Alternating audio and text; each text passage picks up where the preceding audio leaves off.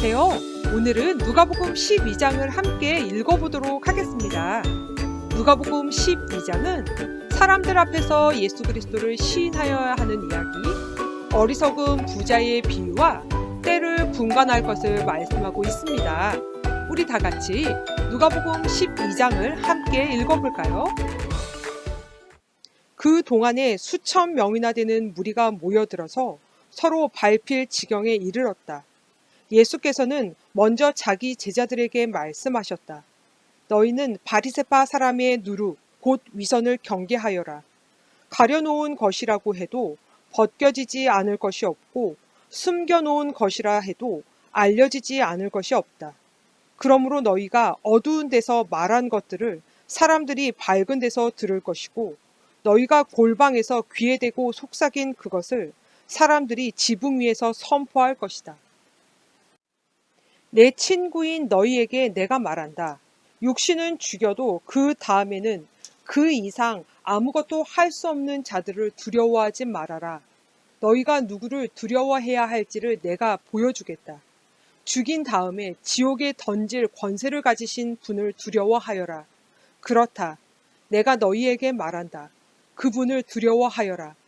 참새 5마리가 두 양에 팔리지 않느냐?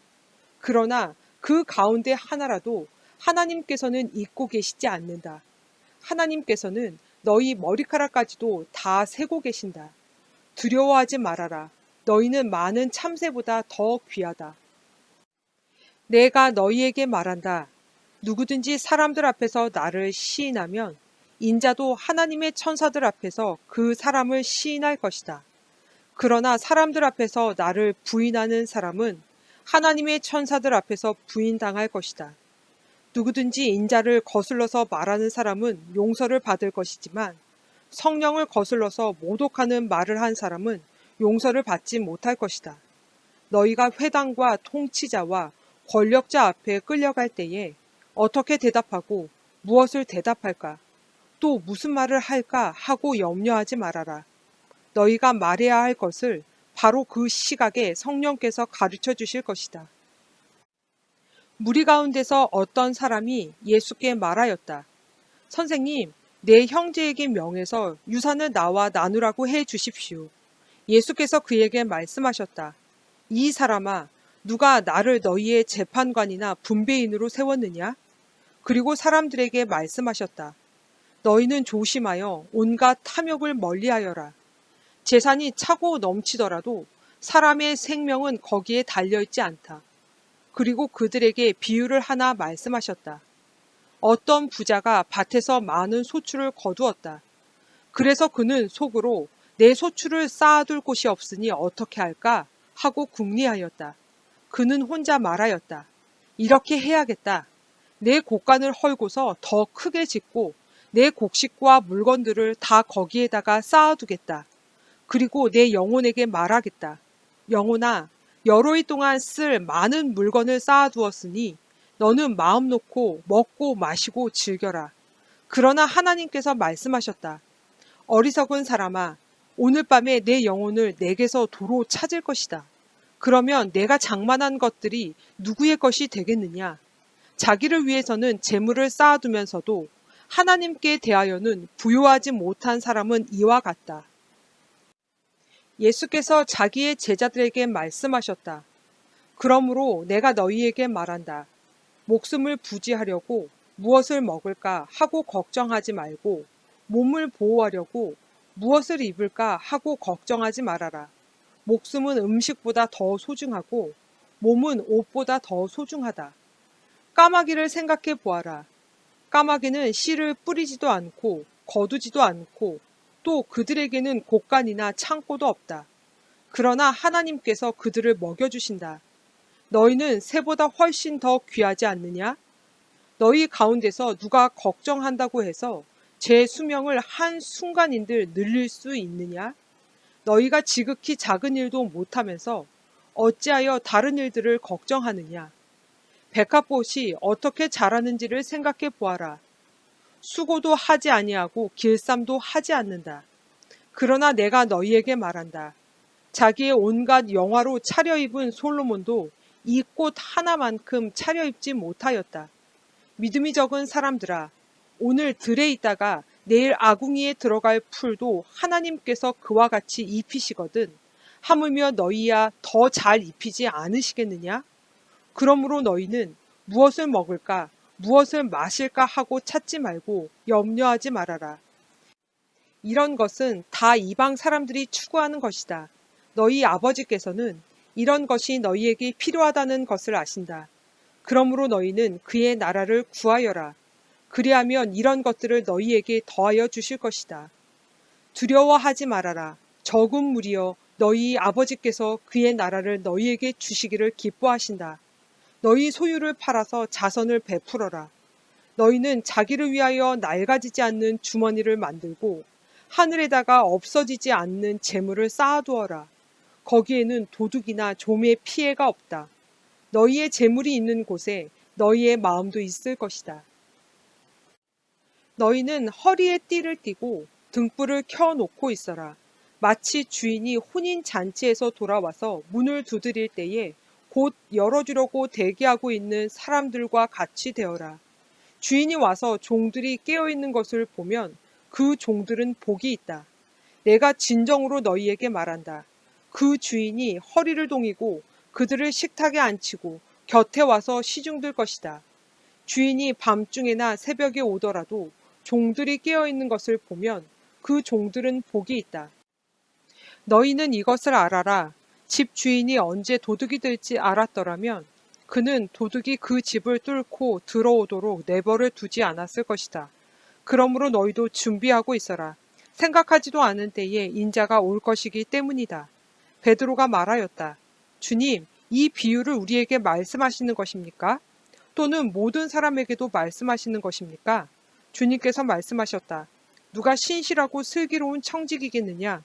주인이 그에게 자기 종들을 맡기고 제때에 양식을 내주라고 시키면 그는 어떻게 해야 하겠느냐? 주인이 돌아와서 볼 때에 그 종이 그렇게 하고 있으면 그 종은 복이 있다. 내가 진정으로 너희에게 말한다. 주인은 자기의 모든 재산을 그에게 맡길 것이다. 그러나 그 종이 마음속으로 주인이 더디오리라고 생각하여 남녀 종들을 때리며 먹고 마시고 취하여 있으면 그가 예상하지 않은 날 그가 알지 못하는 시각에 그 주인이 와서 그 종을 몹시 때리고 신실하지 않는 자들이 받을 벌을 내릴 것이다. 주인의 뜻을 알고도 준비하지도 않고 그 뜻대로 행하지도 않는 종은 많이 맞을 것이다. 그러나 알지 못하고 매맞은 일을 한 종은 적게 맞을 것이다. 많이 받은 사람에게는 많은 것을 요구하고 많이 맡긴 사람에게는 많은 것을 요구한다. 나는 세상에다가 불을 지르러 왔다.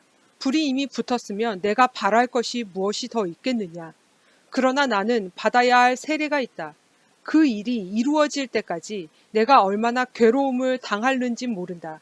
너희는 내가 세상에 평화를 주러 온 줄로 생각하느냐? 내가 너희에게 말한다. 그렇지 않다. 도리어 분열을 일으키러 왔다. 이제부터 한 집안에서 5 식구가 서로 갈라져서 셋이 둘에게 맞서고 둘이 셋에게 맞설 것이다.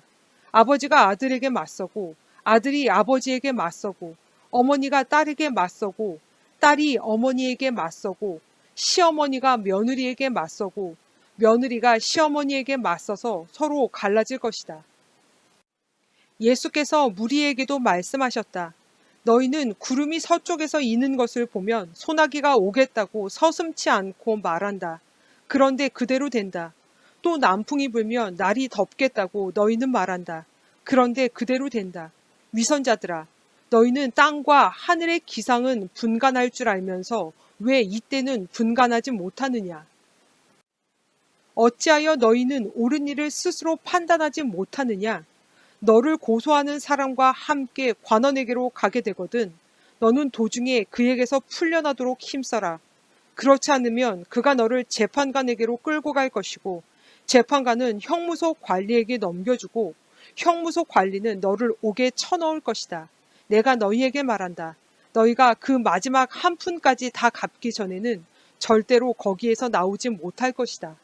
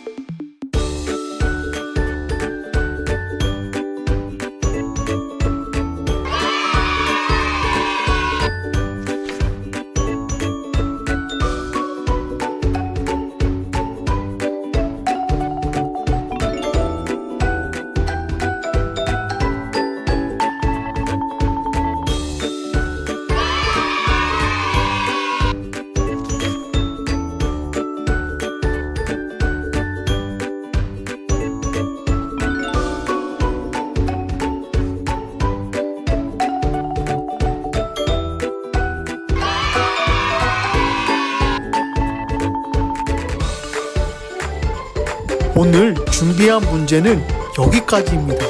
잘 풀었나요? 내일은 13장으로 만나요. 안녕.